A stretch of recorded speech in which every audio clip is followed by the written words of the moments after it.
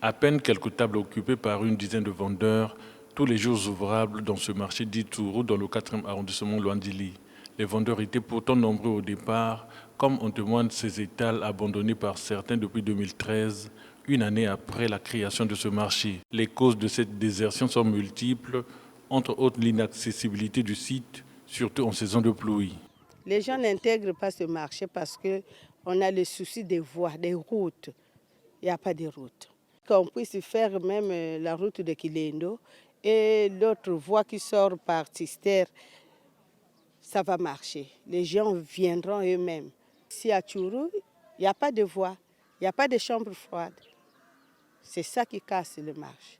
Cette dame qui avait quitté ce marché pour rejoindre les autres au marché Tister à Mongonkamba, détruit le 19 août dernier, est obligée de reprendre ses activités en Tourou en dépit de ses problèmes d'accessibilité. Depuis 2012, je suis là. 2012, 2013, 2014. J'ai vendu dans ce marché de 2012 à 2014. Ensuite, j'ai rejoint les autres marchés Tister jusqu'en 2024 à cause des contraintes de ce site de Tourou. Et accéder par véhicule, surtout quand vous avez de la marchandise, c'est difficile. Les routes sont en mauvais état et il n'y a pas de chambre froide. Alors, qui peut prendre le risque de vendre du poisson frais dans les conditions décriées par tous ici? Avec la destruction du marché Tister, je pense que les autres doivent nous rejoindre ici à Tourou.